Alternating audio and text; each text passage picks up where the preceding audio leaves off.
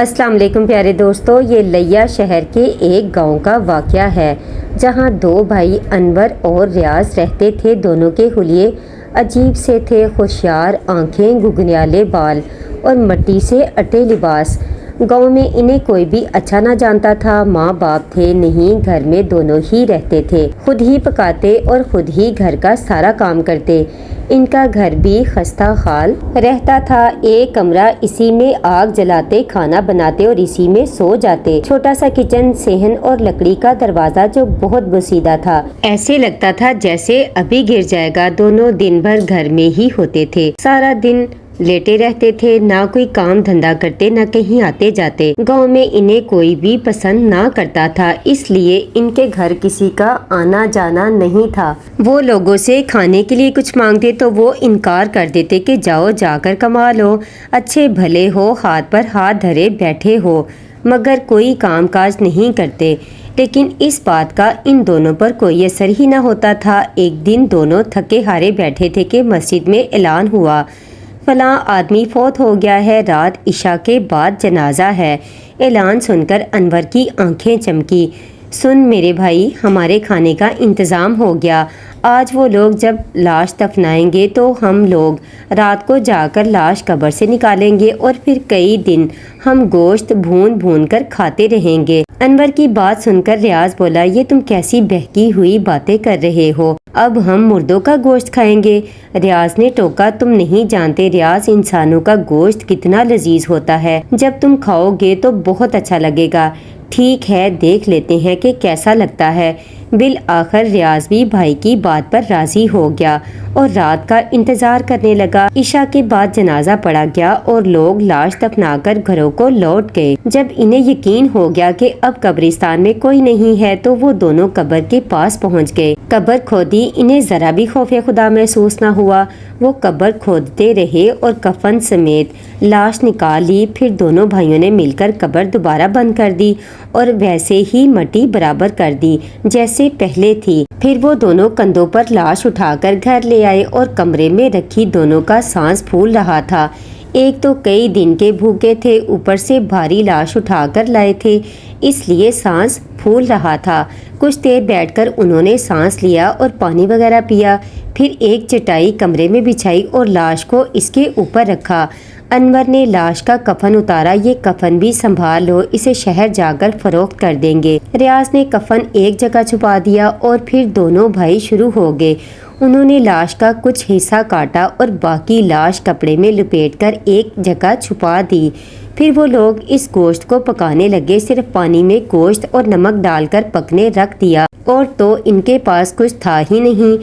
پورے گھر میں ناخوشگوار بو پھیلنے لگی، مگر وہ لوگ تو بھوکے تھے، انہوں نے گوشت پکایا اور پھر جی بھر کے کھایا۔ تم ہی کہتے تھے انور، انسانی گوشت جتنی لذیذ شے تو کوئی ہو ہی نہیں سکتی۔ مجھے تو بہت مزہ آیا، اب ہمارے کئی دن اسی طرح گزر جائیں گے، اتنے میں کوئی اور مر جائے گا، اس طرح ہمارا سلسلہ چلتا ہی رہے گا۔ دونوں خباثت سے مسکرائے۔ چنانچہ اگلی صبح انور کفن لے کر شہر چلا گیا۔ وہاں جا کر اس نے کفن بیچا اور کچھ آلو سبزیاں خریدی۔ پھر وہ گھر واپس آیا۔ گاؤں کے لوگوں نے جب اس کے ہاتھ میں سبزی دیکھی تو ذرا مطمئن ہو گئے کہ چلو یہی چیزیں کھا رہے ہیں، ورنہ انہیں کچھ شک سا ہوتا تھا۔ جب وہ گھر میں انسانی گوشت پکاتے تھے تو باہر بو جاتی تھی، جسے لوگوں کو ذرا شک ہو گیا، مگر جب انور کے ہاتھ میں سبزی دیکھی تو سمجھے کہ شاید ان کے گھر سے گندگی کی وجہ سے ہی بدبو آتی ہوگی۔ انور سبزیاں لے کر گھر آیا، دونوں نے مل کر کھانا تیار کیا، مگر اب انہیں کسی بھی کھانے میں لذت محسوس نہ ہو رہی تھی، ایسا لگ رہا تھا جیسے کچھ پھیکا سا ذائقہ ہو۔ اب ان کے منہ کو گوشت لگ چکا تھا۔ انسانی گوشت کا ذائقہ ہی کچھ اس طرح کا ہوتا ہے کہ ایک بار اس کی لت پڑ جائے پھر انسان وہی کھانا پسند کرتا ہے۔ اب انہیں صرف وہی گوشت چاہیے تھا۔ وہ انتظار کر رہے تھے کہ کب کوئی فوت ہو اور وہ گوشت کھائیں۔ ان کی خواہش جلد ہی پوری ہو گئی۔ گاؤں کی ایک بزرگ خاتون فوت ہوئی۔ اعلان سن کر دونوں خوشی سے اچھل پڑے کہ چلو اب تو کافی دن اچھے گزر جائیں گے۔ اب تو سبزی دال انہیں اچھی ہی نہ لگتی تھی۔ خاتون کا جنازہ کل دن کے 10 بجے تھا، وہ شام کو فوت ہوئی تھی، کم بخت رات کو ہی دفنا دیتے، اب ہمیں رات بھر انتظار کرنا پڑے گا، انور نے بے دلی سے کہا۔ چلو کچھ نہیں ہوتا یار، شکر کرو کل تو مل جائے گا گوشت، اگر نہ مرتی بوڑھی تو ہم کیا کر لیتے۔ ریاض نے اسے سمجھایا ویسے بھی آج کا دن ہی ہے، کل تو ہم ہر صورت گوشت کھا ہی لیں گے۔ دونوں یہ سوچ کر مطمئن ہو گئے اور بڑی پرسکون نیند سوئے۔ انہیں اب کل کا انتظار تھا، مگر وہ یہ نہیں جانتے تھے کہ ان کے ساتھ کیا ہونے والا تھا۔ ان کا برا انجام منتظر تھا مگر وہ بے خبر تھے۔ اگلے دن جب عورت کا جنازہ ہوا تو انہوں نے شکر ادا کیا، پھر وہ رات ہونے کا انتظار کرنے لگے اور اپنے گھر میں موجود رہے۔ جیسے ہی رات ہوئی وہ کدال لے کر قبرستان کی طرف جانے لگے۔ بوڑھا گورکن جو قبروں کے قریب ہی اپنی جھونپڑی میں رہتا تھا، اتفاق سے اس رات نہ سویا تھا۔ جب اس نے کدال لیے وہ انسانوں کو قبروں کی جانب جاتے دیکھا تو وہ چوکنا ہو گیا اور بڑی رازداری سے ان پر نظر رکھی۔ ان کا مقصد جان کر گورکن کا دل اتھاہ گہرائیوں میں ڈوب گیا۔ قبرستان گاؤں سے ذرا سے فاصلے پر تھا، وہاں تک پہنچتے پہنچتے اسے وقت لگ جاتا اور جب تک گاؤں والے آتے وہ لوگ لاش چرا کر بھاگ جاتے، اور دوسری بات وہ اکیلا ان سے لڑ بھی نہیں سکتا تھا، وہ دونوں اس پر بھاری تھے، کدال کے ساتھ اسے بھی مار دیتے۔ گورکن ایک ذہین انسان تھا، اس نے سوچا کہ ان کا پیچھا کروں تاکہ پتہ بھی چل جائے کہ آخر یہ لوگ کون ہیں، تاکہ وہ کل کو گاؤں والوں کو بتا سکیں۔ اس لیے وہ ایک قبر کی اوٹ میں ہو گیا اور ان کی تمام کارروائی نوٹ کرنے لگا۔ اسے بے حد دکھ ہو رہا تھا کہ لوگ اس قدر پستی میں گر سکتے ہیں کہ قبروں سے لاشیں نکالنے کی حد تک جا پہنچے۔ گورکن نے دیکھا ان دونوں نے پہلے کدال کی مدد سے مٹی ہٹائی، پھر اس میں سے لاش نکالی۔ اب وہ لوگ قبر کو پہلے ہی کی طرح برابر کر رہے تھے۔ جب قبر بند ہو گئی تو انہوں نے لاش کندھے پر لادی اور قبرستان سے نکل پڑے۔ گورکن بھی ان کے پیچھے تھا، وہ کچھ فاصلہ رکھ کر ان کا پیچھا کر رہا تھا۔ گاؤں پہنچ کر وہ لوگ اپنے گھروں میں داخل ہوئے تو اسے پتا چلا کہ یہ دونوں ریاض اور انور ہیں۔ اب اس نے گھر دیکھ لیا تھا، اسے اب گاؤں والوں کو بتانا تھا۔ سب سے پہلے وہ ان کے گھر گیا جن کی عورت کی لاش تھی، انہیں ساری بات سے آگاہ کیا۔ وہ لوگ تو آپے سے باہر ہونے لگے۔ پھر گورکن نے انہیں سمجھایا کہ اس طرح رنگے ہاتھوں پکڑے جائیں گے، ہمیں چاہیے کہ پولیس کو اطلاع کریں۔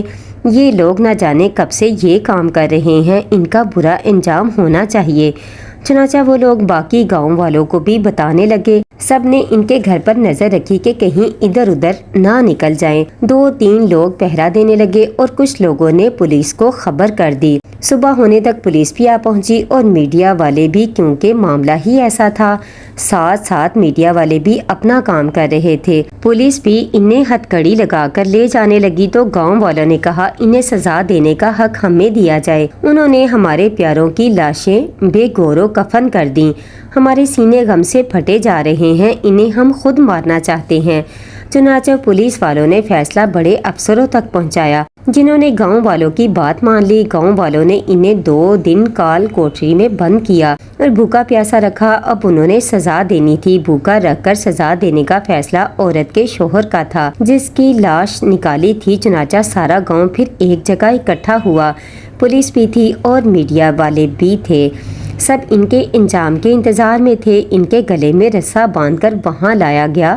شیطانی چہروں والے وہ لوگ شکل سے ہی گندے لگ رہے تھے، پھر انہیں درختوں کے ساتھ الٹا لٹکایا گیا۔ یہ ایک عبرتناک انجام تھا۔ اب گاؤں والوں سے کہا گیا کہ انہیں پتھر مار کر ہلاک کر دیا جائے۔ چنانچہ جس کے اندر جتنا بھی جوش تھا اس نے اتنی ہی زور زور سے پتھر مارے۔ ان دونوں کی دل خراش چیخوں سے پورا گاؤں دہل رہا تھا، مگر گاؤں والوں کو پرواہ نہ تھی۔ انہوں نے تب ہاتھ روکے جب پولیس والوں نے کہا کہ دونوں مر چکے ہیں، اب ان کو گڑھے میں ڈالنا تھا، مگر یہاں بھی لوگوں کو اعتراض ہوا۔ سب نے کہا انہیں سکون مر کے بھی نصیب نہ ہو، جیسے یہ دوسروں کی لاشوں کو کھاتے تھے ایسے ہی ان کی لاشیں کتے کھائیں۔ پھر گاؤں والوں نے بھوکے کتے ان کی لاشوں پر چھوڑ دیے، جو منٹوں میں ان کی بوٹی بوٹی نوچ گئے۔ اب جا کے ان کا انتقام پورا ہوا تھا۔ بیان بھی ریکارڈ تھے، ہر کام پورا ہو چکا تھا۔ پولیس اور میڈیا والے بھی چلے گئے۔ گاؤں والوں نے ان کے گھر کو ہمیشہ کے لیے بند کر دیا تھا۔ ہر کوئی ان مردہ خوروں کے گھر کو نفرت کی نظر سے ہی دیکھتا تھا۔ ہر برے کام کا برا انجام ہی ہوتا ہے، اس لیے برائی سے ہمیشہ بچتے رہنا چاہیے۔